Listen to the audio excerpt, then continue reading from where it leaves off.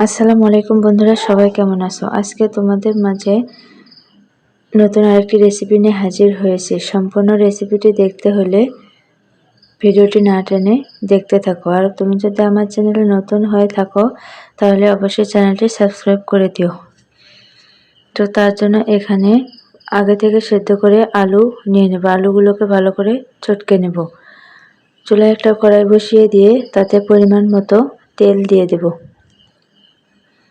তারপর তেলে একটা পেঁয়াজ কুচি দিয়ে দেব, সাথে এলাচ এবং দারচিনি দিয়ে দেব। তারপর ভালো করে নেড়েচেড়ে ভেজে নেব। এমন নতুন নতুন রেসিপি পেতে অবশ্যই আমার চ্যানেলে সঙ্গেই থাকুন।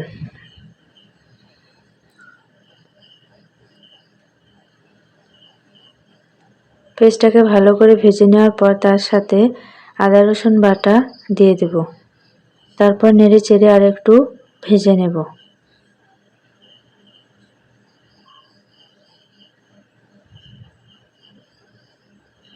একটু ভেজে নেওয়ার পর তার সাথে মরিচের গুঁড়া,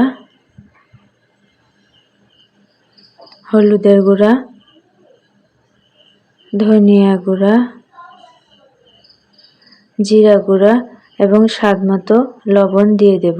তারপর ভালো করে নেড়েচেড়ে সবগুলো উপকরণকে তেলে একটু ভেজে নেব।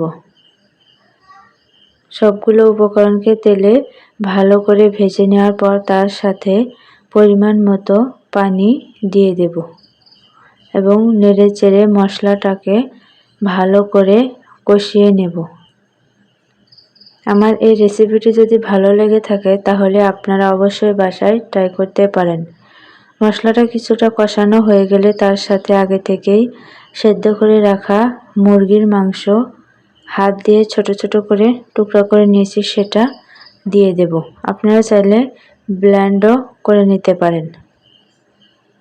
তারপর নেড়েচেড়ে আরও কিছুক্ষণ রান্না করে নেব।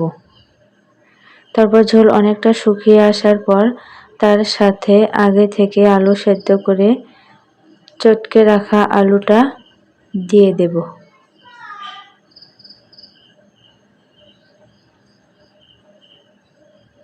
তারপর ভালো করে নেড়েচেড়ে আরও কিছুক্ষণ রান্না করে নেব।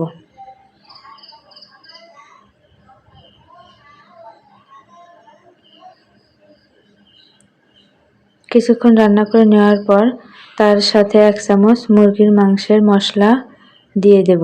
তারপর নেড়েচেড়ে আরও একটু সময় রান্না করে নেব যাতে পানিটা পুরোপুরি শুকিয়ে যায়। পানিটা পুরোপুরি শুকিয়ে তারপর চুলা থেকে নামিয়ে নেব। তারপর অন্য আরেকটা বাটিতে একটা ডিম ভালো করে ফাটিয়ে নেব। তারপর মাংস এবং আলুর ডোটাকে হাত দিয়ে লম্বালম্বি করে সাইজ করে নেব। তারপর একে একে ডিমে দিয়ে দেব। ফাটানো ডিমে উল্টে পাল্টে ভালো করে মাখিয়ে নিয়ে সেটা একটা সেমাইয়ে দিয়ে দেব।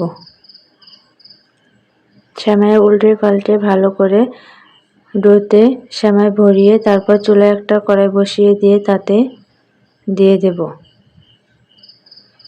এক পাশ ভালো করে ভেজে নেওয়ার পর উল্টিয়ে অপর পাশও ভালো করে ভেজে নেব।